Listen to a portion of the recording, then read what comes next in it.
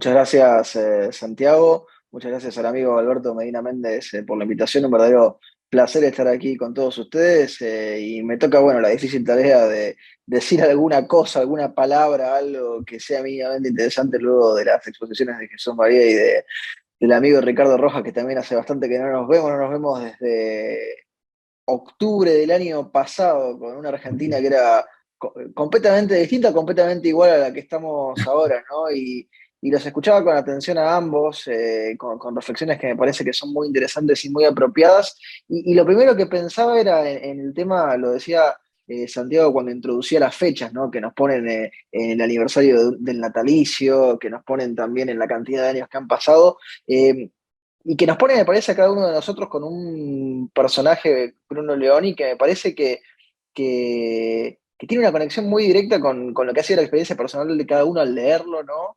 De cómo uno fue que lo encontró, de cómo uno fue que terminó conociendo de la existencia de Bruno Leoni, y que lo primero que a mí me llamaba la atención cuando tuve la oportunidad de leer La Libertad de la Ley, que Ricardo contaba ahí, la muy interesante historia relacionada con Argentina incluso, lo joven que había fallecido Bruno Leoni, ¿no? Porque pensemos que fallece a los 54 años, ¿sí? Y ya llevamos más tiempo sin Bruno Leoni que el tiempo que Bruno Leoni estuvo vivo. Así que a uno le parecerá que es algo que en general sucede con las grandes figuras y suele suceder, pero estamos hablando de un personaje del siglo XX, ¿sí? Fallece en 1967, ya llevamos 56 años sin Bruno Leoni, es decir, 2 años más que los que Leoni estuvo vivo con nosotros. Y seguimos hablando de Bruno Leoni y ha logrado quedarse nosotros. A ver, le estamos dedicando hoy una tarde de sábado.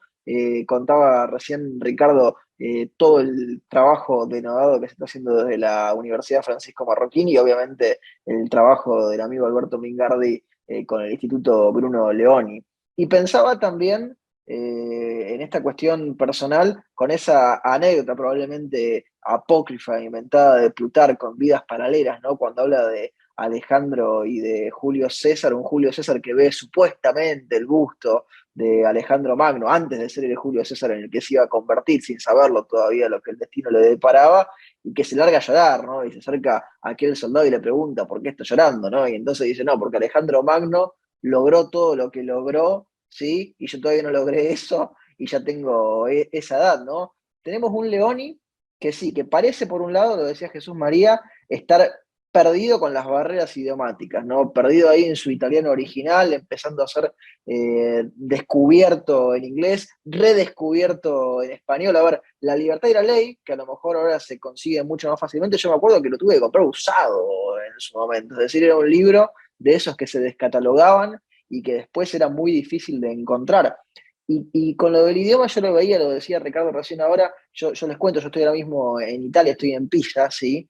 Eh, y voy notando en la cultura italiana, que a lo mejor uno la siente muy cerca por lo que es la impronta argentina que tenemos nosotros, algunas diferencias que quizás nosotros no tenemos tan cercanas en el derecho o en la política, ¿no?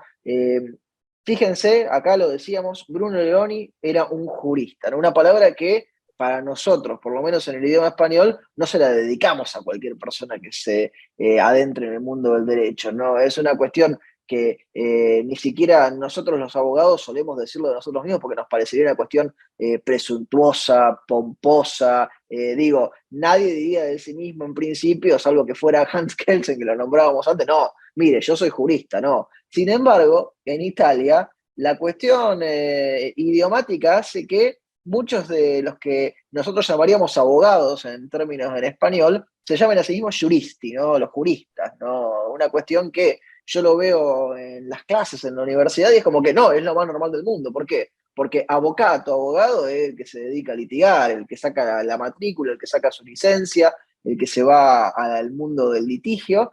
Y del otro lado, una cuestión que nosotros entendemos quizás más cercana con España, el tema de los laureati, los laureato in jurisprudencia, ¿no? Ellos estudian jurisprudencia, supuestamente no le llaman derecho, pero fíjense cómo eso también les formatea a cada uno, incluso dentro de nuestro mismo sistema jurídico, la manera de relacionarnos con el derecho. Y acá aparece ese otro elemento que Ricardo se ponía thought provocative ahí para polemizar con un Leoni que quizá entendiera mejor muchas cuestiones de economía que los propios economistas de su época, que el propio Hayek, ¿no? Acá entra, pongámosle un término quizá más comercial, ¿no? El análisis económico del derecho, si le queremos poner un término, en una versión más cercana realmente a lo que es la parte jurídica del análisis económico del derecho, no esa visión economicista que después va a ser probablemente la que termine permeando, la que termine ocupando el mainstream, ¿no? De utilizar y tomar las herramientas de la economía para tratar de entender un poco más qué pasa con el derecho, ¿no? Y también me preguntaba en ese paralelo, fíjense, cómo muchos grandes juristas también han sido olvidados, aunque a lo mejor parecían tener un espacio ya ganado. Ahora, si le preguntamos hoy a la gente cuánto saben de Savigny, por poner un nombre de otro gran pensador que Hayek se encarga de citar y de darle su lugar en los aportes, y lo tenemos también perdido, salvo para los abogados que se dedican a indagar un poco en lo que es la historia del derecho, lo cual es muy triste, digo. Si hemos perdido a Savigny, que tuvo traducciones por montones, que vivió en una época en la que a lo mejor la competencia para dejar escrito y para que perdurara no era tan grande como la de ahora, lo de Leoni uno quizá lo entiende más en esa cuestión del camino que va quedando, ¿no? Pensaba también cómo me marcó a mí, y me parece que acá empezamos a entrar en los impactos y en las imágenes que fueron quedando de Leoni. Un Leoni que en La Libertad y en la Ley pone en el prefacio, creo, para mí, uno de los aportes más importantes, ¿no?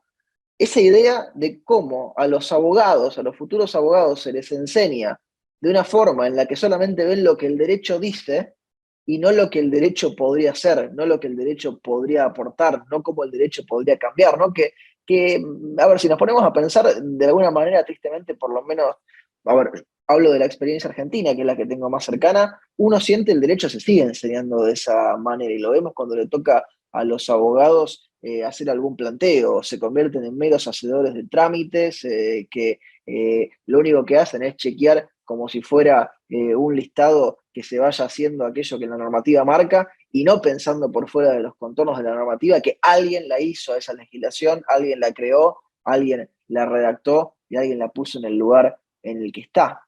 Y pensaba también, vamos con una frase hecha, ¿no? Eso de que uno nunca es profeta en su tierra. Lo charlaba con el amigo Lori Sanata hace muy pocos días. Eh, Fíjense esto. En las universidades hoy en Italia, lo hablábamos recién, ¿no? Hay, y es muy patente, excepto en muy pocas universidades y con muy pocos profesores, una desconexión total, lo tomamos con la palabra de Jesús María, ¿no? Un desprecio por esta cuestión del common law o lo no italiano. Se lo nota por un lado, las estadísticas así lo señalan. En Italia no hay muchos que estudian inglés, sí, a los que van a la universidad, en particular los que estudian determinadas cosas, sí le dedican un espacio al conocimiento de otros idiomas, pero si ustedes van a la comunidad en general en Italia, los italianos solamente hablan italiano, ¿sí? Es decir, uno se escapa de la égida de la universidad y está todo el mundo en su espacio, con su idioma, con su regionalismo. Si nos escapamos incluso más y nos metemos en la parte profunda de Italia con sus dialectos, ¿sí?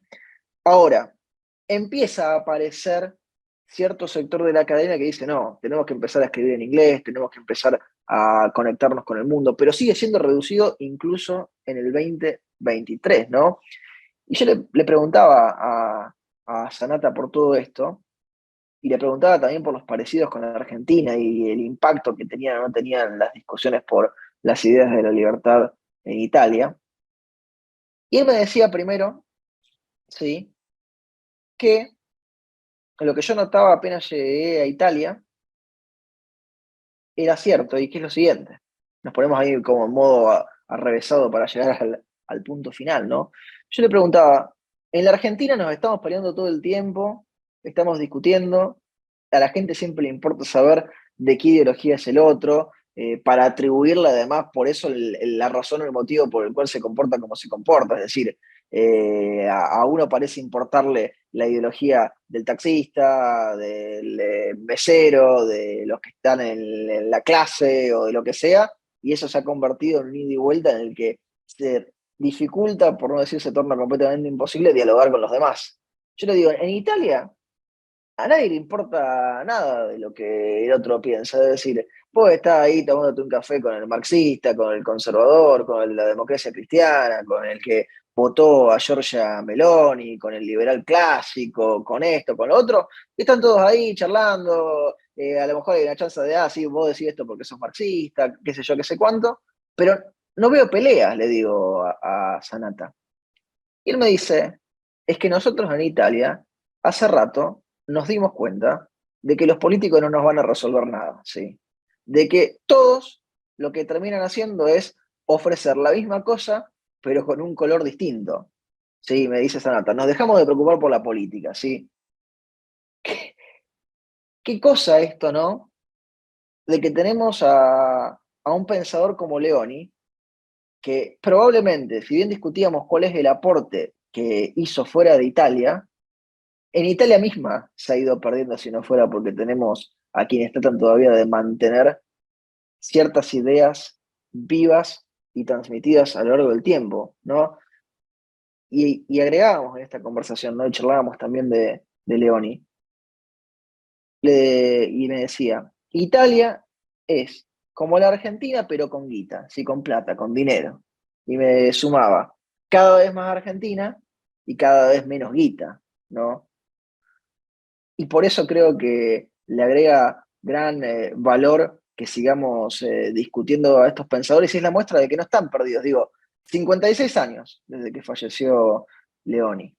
Ya más de 100 habría tenido, ¿no? Es decir, más de 100 pasaron desde el nacimiento. A ver, si hubiera habido ya más de 100 habría sido directamente una cuestión histórica. Lo seguimos discutiendo.